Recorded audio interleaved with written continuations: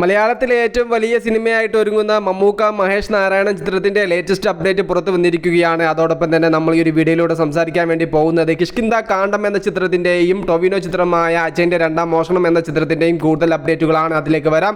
അതിന് മുന്നേ movie plus media എന്ന് പറയുന്ന നമ്മുടെ ചാനൽ ആദ്യമായിട്ട് കാണുന്നവരാണെങ്കിൽ സബ്സ്ക്രൈബ് ചെയ്യുക. 12 ദിവസങ്ങൾ കൊണ്ട് കിഷ്കിന്ദ കാണ്ഡം എന്ന ചിത്രത്തിന് കേരള ബോക്സ് ഓഫീസിൽ നിന്നും 25.36 ലക്ഷം രൂപ സ്വന്തമാക്കാൻ സാധിച്ചു. 11 ദിവസത്തെ ചിത്രത്തിന്റെ വേൾഡ് വൈഡ് കളക്ഷൻ 45 കോടി രൂപയാണ്. 12ാം ദിവസമായ തിങ്കളാഴ്ച വർക്കിംഗ് ഡേയിൽ ചിത്രം കേരളത്തിൽ നിന്നും 1,50 ലക്ഷം രൂപയോളം നേടി. അങ്ങനെ 12 ദിവസത്തെ ചിത്രത്തിന്റെ കേരള കളക്ഷൻ മാത്രം 27 കോടിയിലേക്ക് അടുത്തിരിക്കുന്നു. 12 ദിവസത്തെ വേൾഡ് വൈഡ് കളക്ഷൻ 50 കോടിക്ക് മുകളിലും എത്തപ്പെട്ടിട്ടുണ്ട്. അജയന്റെ രണ്ടാം മോഷണം എന്ന് പറയുന്ന ടൊവിനോ ചിത്രത്തിന് 11 ദിവസങ്ങൾ കൊണ്ട് കേരളത്തിൽ നിന്നും 39.24 ലക്ഷം രൂപയാണ് നേടാൻ സാധിച്ചത്. എന്നാൽ 12ാമത്തെ ദിവസം കേരളത്തിൽ നിന്നും 1,40 ലക്ഷം രൂപ വർക്കിംഗ് ഡേയിൽ ചിത്രം നേടി. 12 ദിവസത്തെ ചിത്രത്തിന്റെ കേരള കളക്ഷൻ മാത്രം 40 കോടിക്ക് മുകളിൽ എത്തപ്പെട്ടിട്ടുണ്ട്. ചിത്രത്തിന്റെ വേൾഡ് വൈഡ് 12 ദിവസത്തെ കളക്ഷൻ 70 CRലേക്കും എത്തപ്പെട്ടിട്ടുണ്ട്.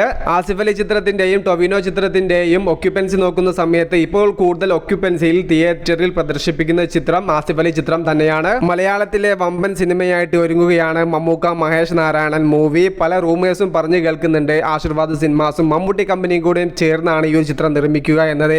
എന്നാൽ അത് ശരിവെക്കുന്ന രീതിയിലുള്ള യാതൊരുവിധ ഒഫീഷ്യൽ അപ്ഡേറ്റും ചിത്രത്തിന്റെ അണിയറ പ്രവർത്തകരുടെ പക്കലിൽ നിന്നും വന്നിട്ടില്ല. ചിത്രത്തെക്കുറിച്ച് ഫ്രൈഡേ മാറ്റിന് ഇപ്പോൾ കൂടുതൽ വിവരങ്ങൾ പുറത്തുവിട്ടിരിക്കുകയാണ്.